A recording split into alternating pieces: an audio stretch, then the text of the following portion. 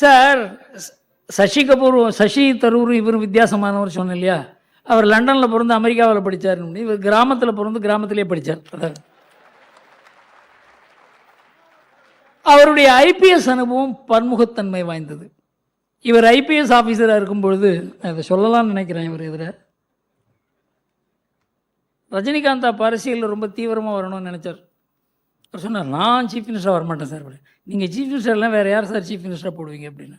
Sir உங்களுக்கு தெரியுமா, அண்ணாமலைன்னு ஒருத்தர் இருக்காரு. எனக்கு அண்ணாமலையே பேப்பரில் கேள்விப்பட்டிருக்கேன், அவ்வளோதான். அவருக்கு அண்ணாமலைக்கு தெரியுமா தெரியாதான்னு தெரியாது.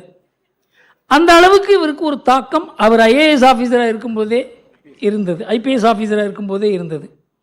பாஜகவினுடைய சித்தாந்தத்தால் ஈர்க்கப்பட்டு அவருக்கு பொது வாழ்வில், நாட்டினுடைய நலனில், நாணயத்தில், நேர்மையில் அவருக்கு ஏற்கனவே நாட்டம் இருக்குது. ஒரு போலீஸ் அதிகாரிக்கு என்னென்ன குணங்கள் இருக்கணுமோ, ஒரு துணிவு, நேர்மை, நாணயம், ஒரு உழைப்பில் நம்பிக்கை, இதெல்லாம் ஒரு போலீஸ் ஆஃபீஸருக்கு இருக்கணும். அதெல்லாம் எத்தனை போலீஸ் ஆஃபீஸருக்கு இருக்குன்னு தெரியாது, ஆனால் இதெல்லாம் இருக்கணும். அந்த குணங்கள்லாம் பொருந்தியவர். அந்த குணம் இன்றைக்கு அரசியலுக்கு தேவை.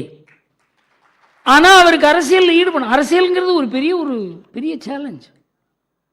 அவருடைய வாழ்க்கையில் நிம்மதியாக இருந்த மனுஷன் இன்றைக்கு நிம்மதியெல்லாம் ஒரு ஓரத்தில் எடுத்து வைத்து விட்டு இன்றைக்கு அரசியல் இருக்காருங்கிறதுல சந்தேகமே கிடையாது. அவருடைய உழைப்பு, அவர் படுற கஷ்டம்.